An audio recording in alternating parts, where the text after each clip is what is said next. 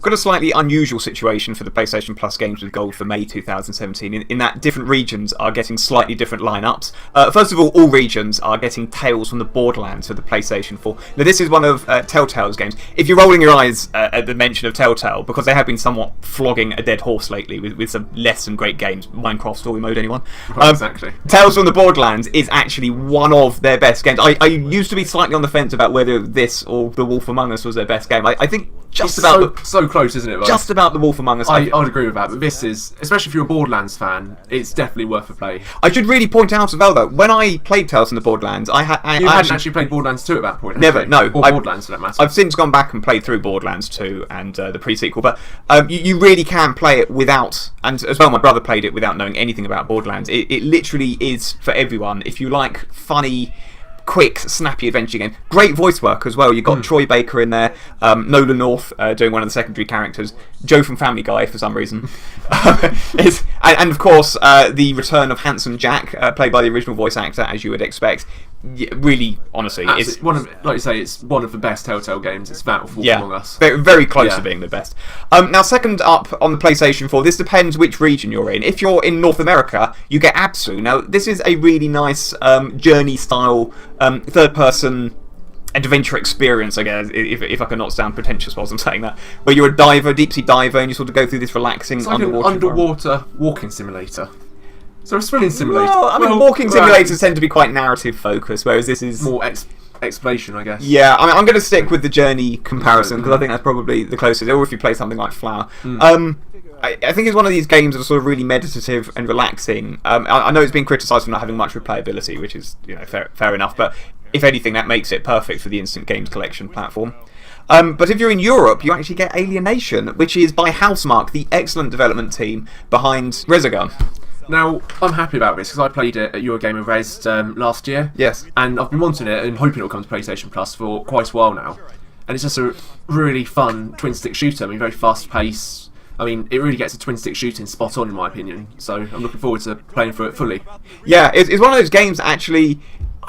even though sort of Sony was showing stuff at conventions and all that, when it actually released, it didn't really get pushed very much. A bit like Shadow of the Beast and... kind of got forgotten about. So yeah, it's great that it's going to have a resurgence on. I mean, it's got co-op multiplayer as well, doesn't it? So yes, local co-op too as well, which we absolutely love seeing. It's really interesting actually because loads of people from North America are saying, "Damn, I really wanted Alienation," and loads of people from Europe are saying, "Oh, I really wanted Absu." And I'm on the fence because I want both Alienation and Absu. So I really hope. I mean, I'm definitely happy with Alienation. I really hope next month actually that those games swap regions and both regions get the opportunity to play the game they didn't get. First up on the PlayStation 3 is Blood Knights. This is a kind of isometric, Diablo-esque or Gauntlet-esque, I suppose, sort of action, arcade, RPG-ish. If you play Diablo, you'll know what to expect. Yeah. It's an indie game. It's got fair reviews. It's if you're still playing on the PlayStation 3, it'll do. Less successfully though is Port Royale 3: Pirates and Merchants. So we love pirates. And merchants. Well, to a lesser extent. Port Royale 3, however, is a less than stellar realisation of sort of the old style. I suppose Tropico-esque.